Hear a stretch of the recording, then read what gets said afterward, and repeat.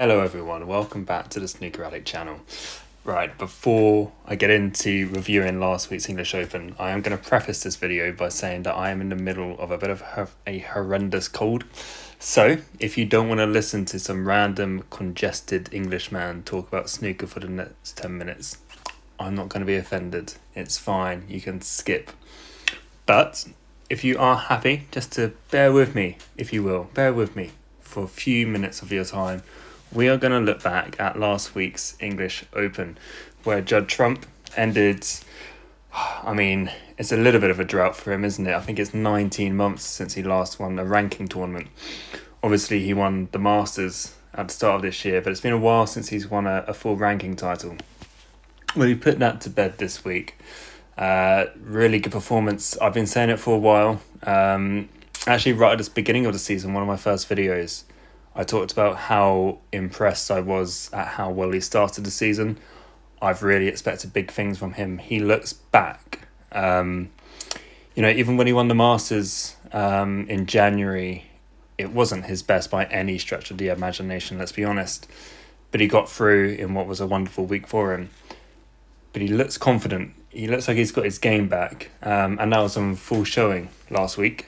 And he definitely done it the hard way, didn't he? If we look at last week, in the final, he was 5-1 down. He was 7-3 down against Zhang Anda, who looked like he was just going to have one of those weeks where everything went right for him. And there was a point, I want to say Zhang missed a blue when he had a chance, or half a chance to go 8-3 ahead. Missed it, and the whole match just changed after that. Judd Trump grew in confidence, really stamped his experience on the final. And once it got to sort of 7-6, 7-all, there was only ever going to be one winner. But he's built on what's been a very promising start. I know he's had difficult losses recently. He had that loss to Hamid Meyer last week, or the week before, I should say. He lost quite heavily to Mark Selby in the Shanghai Masters as well. But even with those losses, he's looked really good. His scoring's back, his long potting looks far more consistent. And he's mixing it up with the safety when he needs to. Really promising. And now that he's got that sort of early win under his belt right at the start of the season, he can really kick on now. We've seen it before where Judd can win 3, 4, 5 tournaments in a year. There's a lot of good players at the moment, so whether he can dominate in that fashion this season remains to be seen. But I certainly fancy this not to be his last piece of silverware this season. And sort of in addition to seeing Judd at his, I would say, very close to his best, he had to show a real mental fortitude last week. He was behind in, I'd say, at least 4 of his matches. I've talked about the final, his semi-final, he was 5-2 down against John Higgins. And now, on John, I've talked already in my Shanghai Masters preview about how he just keeps letting big leads slip against the big players. Happened again. I'm not going to talk about it in great detail again, but it's something that's just another hangover for him. But Judd played really well, especially from 5-3 down. He just really got in first, made a 70-80 break, and killed the frames off in 5-6 minutes. But even at the start of this tournament, he was behind against Jimmy Robertson all the way through before pinching the decider. He was behind against Yuan Xixin, turned that around as well. He hasn't had everything all his own way last week. But what he shows is, first, great temperament. Never knows when he's beaten. And secondly, if he gets himself into a match and he finds his form, he can reel off frames with ease. It's so important to put Judd down when you've got the chance. Higgins had the chance. Zhang had the chance. Neither could take it. And just turned around the trophy, and deservedly so. It's his 26th ranking title. Puts him one ahead of Neil Robertson, one behind Mark Williams, so he's all by himself in 6th on the all-time list. And yeah, like I say, this isn't going to be his last. There's going to be plenty more from Judd this season. But even with all of that said, Judd Trump playing really well and taking home the trophy, last week was really a tournament for the underdogs. A lot of players down the rankings had really good weeks. Oliver Lyon, Zhao Yulong, all of them got to the last 16. Then you had Matt Selt, Liu Hongyu, Martin O'Donnell. They got to the quarterfinals and semi-finals. But I really want to focus on the finalist, Sang Ander, who is going to get my award for Player of the Week. Amazing week. Came out of nowhere. A lot of tournaments happen like this throughout the season. You'll get a player who just isn't in any form, isn't showing any sort of glimpses of real promise, and then just out of nowhere, everything falls into place one week. And that happened for Zhang. Before last week, I think, certainly I had always known him as the player that routinely qualifies for the World Championships. He'll do nothing all season, and then suddenly he'll come alive in those best of 19s in Sheffield to qualify for the Crucible. But doesn't do a lot else. He's dropped off the tour before. I think this week was the first time he'd got beyond the quarterfinals of any tournament, and he's been around for a while. But it really came into place. The highlight for the week, obviously, not just getting to the final. He beat O'Sullivan en route. And in the final, played really well. A lot of people probably would have been forgiven for thinking Judd was going to run away with it a little bit. But Zhang settled right into the occasion with no issue. Was deserving of his big leads. The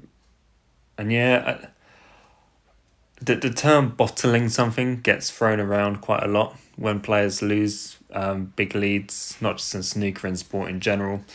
A lot of the time I don't think it's warranted, and I certainly don't think it's warranted in this occasion. He missed a blue to go 8-3 up. He had some other chances here and there, but ultimately, the longer the final went on, Judd just grew in experience and used all of that to get over the line. I'm certainly not going to say Zhang bottled it. It's an amazing week. He should be very proud of himself. Just kind of kick on, make sure that this wasn't just a one-off occasion. Try and bring that forward for the rest of the season, because he's obviously a good player. People knew that before this week. But just getting all of those results to come together in one tournament has been a big issue for him. He got over that last week. Let's see what he can do moving forwards. And just finally, there's one other player that I wanted to focus on briefly at the end of this video, and that's Ding Junhui. We've been seeing a lot of Ding on our TV screens at the start of this season, perhaps more than we're used to.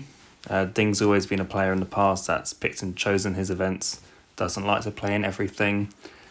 But this season, there's definitely a change in that. He's playing in all of them. Maybe he is just trying to gear himself up to get back to the level that he used to be at. More importantly, I think, is he's picking up wins. Whether he's, back, I don't think so. He is going to take a while for him to get there. And interestingly, it wasn't last week, it was the week before the British Open. He had just beaten Luca Bressel, and Alan McManus sort of done some punditry on the game. And it was really interesting to listen to him talk about Ding, because he said, of course he's good in the balls, but when there's pressure shots and when there's shots that he needs to play with power, his technique just goes out of the window. And, he was asked, is this a thing that he can rectify easily? Alan said absolutely not. And he thinks that's just going to be the one thing that's going to hinder him getting back to the level that, your Judd Trump, your Ronnie O'Sullivan, your Mark Selby's at the moment. But he is picking up wins. He's beaten Luca Bressel twice in 2 weeks. He pushed Neil Robertson close at the Shanghai Masters. I think his scoring's getting back. And the one thing that I think he just misses is playing routinely at the business end of tournaments. The draw really opened up for him last week. He got to the quarterfinals. He played Liu Hongyu. He would have definitely fancied his chances getting to the semi-finals. And in the semis, he would have played Sang Ander.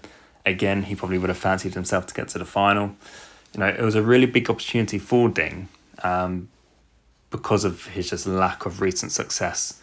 And I don't know if that weighed on his mind a little bit because he played really poorly in that quarterfinal.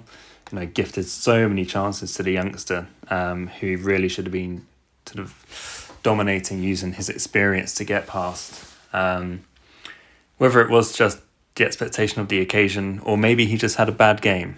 I think we always forget, whoever you are, you're allowed to have a bad game. You don't need to find an excuse for every loss.